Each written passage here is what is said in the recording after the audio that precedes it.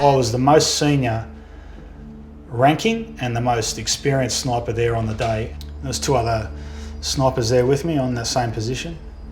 We're about 59, 60 metres away from the side windows of the Lindt Cafe. Because we're elevated, we could see in at a different angle than those on the streetscape. And what I saw on the day was Tory Johnson was murdered. I was starting to have flashbacks and reliving the event of Tory Johnson being murdered and turned into nightmares.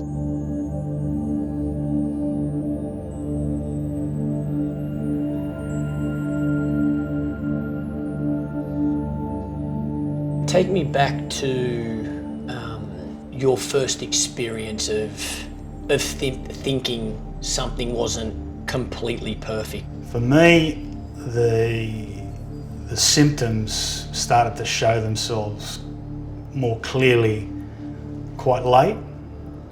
I started reliving just over and over, like flashbacks and reliving the event of Tory Johnson being murdered, and I just thought, okay, well, I should be okay to handle this or deal with this because I'm a mentally strong person. And I thought I was to some degree, but I mean, everyone has got their thresholds. That's one thing. Another thing I've come to realise, it doesn't matter who you're talking about.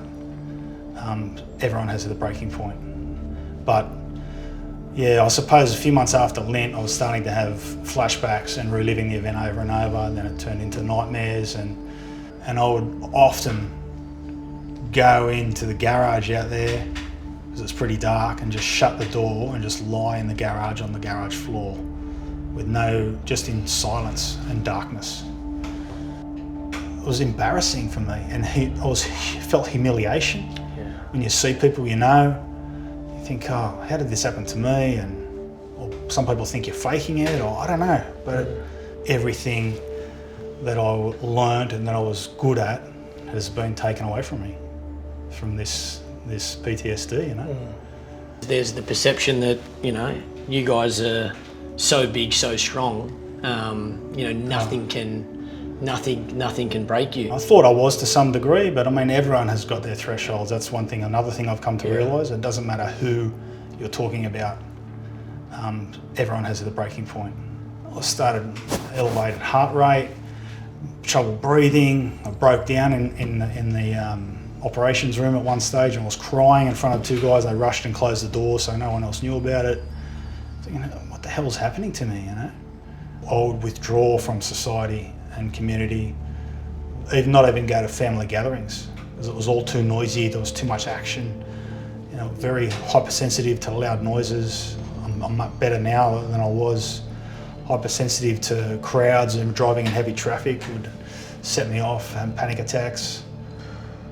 Someone would drop something in the background at a restaurant, I'd snarl and tell them to shut the fuck up, just from being calm. It's a bit like filling up a linen closet. You put in towels and towels and towels and towels and sheets and towels and towels and sheets until the linen closet is so full that you're barely getting that door shut. And then you go to put one more towel in and the linen closet door bursts open and everything tumbles out.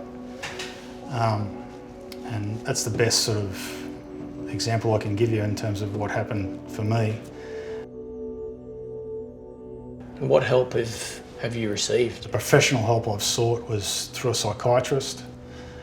And then I started down the path of doing some yoga. So it was meditation and physical, sensory-based sort of anatomy stuff where you're doing stretches and meditations in classes. And then I've started doing cold water therapy, so ice baths and stuff like that. I just don't take any day for granted. I try and appreciate every day, do something good every day. If you do come across someone that's suffering depression or mental health illness, then just treat them as you always treated them, It's just been a series of things that have occurred over years for me. I know a young guy had his mother hit by a car in front of him. It was one incident, and he's suffering PTSD without a doubt. So that's just one event for him. It can be one, it can be a series of things. It's much easier when you call on others for help and you've got a bit of a team around you that you can bounce things off, a GP and a psychiatrist and a psychologist maybe. That's what I think people need. Do you have is there a goal now? I'm young enough to start a career in something else. I'm not exactly sure what it's going to be. I'm thinking in the realms of wellness, whether it's doing a Bachelor of Science in Chinese medicine or learning acupuncture, I don't know yet. But it'll be something that's nice for me mentally and nice for other people, hopefully.